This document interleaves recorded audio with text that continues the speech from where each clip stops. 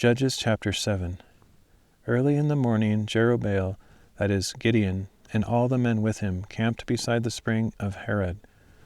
And the camp of Midian was north of them in the valley near the hill of Moreh.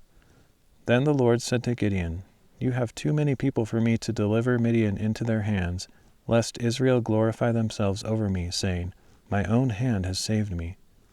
Now therefore proclaim in the hearing of the people, Whoever is fearful and trembling may turn back and leave Mount Gilead.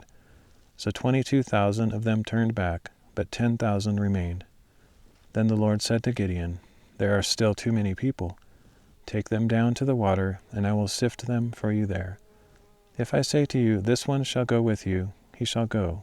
But if I say, This one shall not go with you, he shall not go. So Gideon brought the people down to the water, and the Lord said to him, Separate those who lap the water with their tongues like a dog from those who kneel to drink. And the number of those who lapped the water with their hands to their mouths was 300 men. All the others knelt to drink.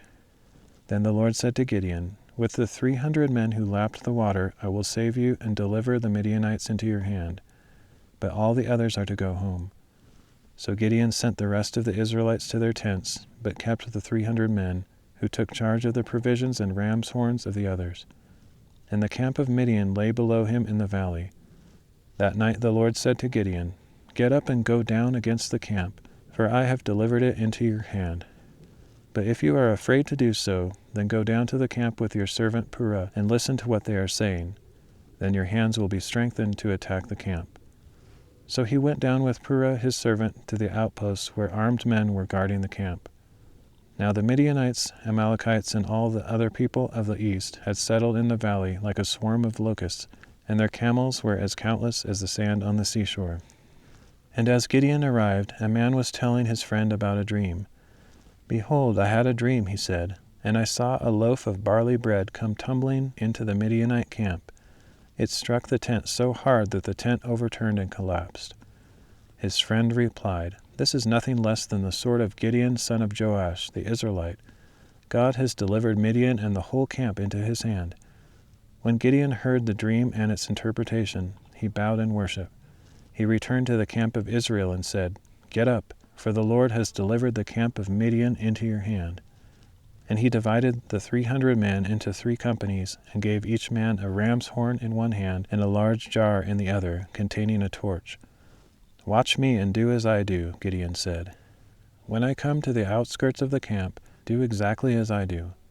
When I and all who are with me blow our horns, then you are also to blow your horns from all around the camp and shout, For the Lord and for Gideon. Gideon and the 100 men with him reached the outskirts of the camp at the beginning of the middle watch, just after the changing of the guard. They blew their horns and broke the jars that were in their hands. The 3 companies blew their horns and shattered their jars. Holding the torches in their left hands and the horns in their right hands, they shouted, A sword for the Lord and for Gideon! Each Israelite took his position around the camp, and the entire Midianite army fled, crying out as they ran. And when the 300 rams' horns sounded, the Lord set all the men in the camp against one another with their swords. The army fled to Beth-shittah toward Zererah, as far as the border of Abel-Maholah near Tabbath.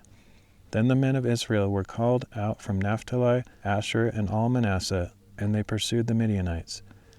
Gideon sent messengers throughout the hill country of Ephraim to say, Come down against the Midianites and seize the waters of the Jordan ahead of them as far as Beth-barah. So all the men of Ephraim were called out, and they captured the waters of the Jordan as far as Beth-barah. They also captured Oreb and Zeb, the 2 princes of Midian, and they killed Oreb at the rock of Oreb, and Zeb at the winepress of Zeb. So they pursued the Midianites and brought the heads of Oreb and Zeb to Gideon on the other side of the Jordan.